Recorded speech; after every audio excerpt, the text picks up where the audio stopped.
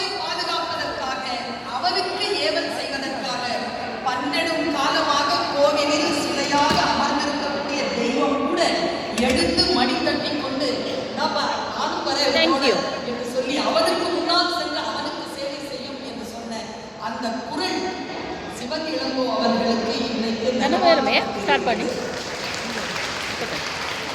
தெய்வம் தானாக வந்து பேசாது, யார் மூலமாகதானே பேசும்.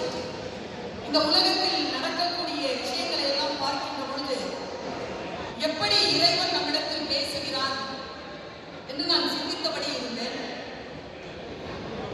ஒன்றும் இல்லைங்க, இந்த மாநாடு குறித்து மட்டும் நான் பேசிக் கொண்டிருக்கிறேன். ஒரு வற்றிய குளம், வற்றிய குளத்தில் திடீரென்று மழை பெய்ய குளத்தில் நீர் நிரம்புகிறது. 3 நாட்களுக்குள் அதில் மீன்கள் நீந்துவதை நாம் பார்க்கிறோம்.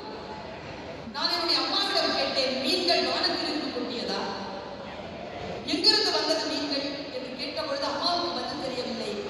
ஒரு சாதாரண விவசாயி எனக்கு பதில் சொன்னார், குளத்தில் மீன்கள் இப்படித்தான் வந்தன.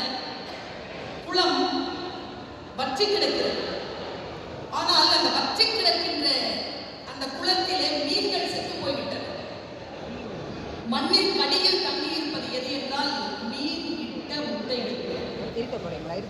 அவை காத்திருக்குமா, மழை பெய்வதற்காக காத்திருக்குமா. மழை துளி பட்டவுடன் அந்த முட்டை நீர் தெளிந்து மீன் குஞ்சுகளாக நீந்தும் என்று சொல்லுவார்கள்.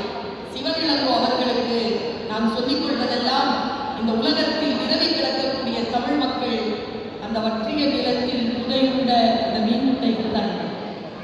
எங்கள் மீது மழை படுவதற்காக நாங்கள் காத்திருக்கிறோம். பட்டவுடன் அது திருப்பி வரும் என்பதற்கான ஒரு எடுத்துக்காட்டாக இந்த மாநாடு நிகழ்ந்திருக்கிறது. இன்னுமாய் நீங்கள் பணி செய்யுங்கள்.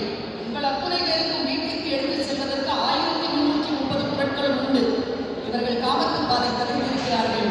அடுத்த வரக்கூடிய மாநாடுகளில் அந்த காமத்து பாதை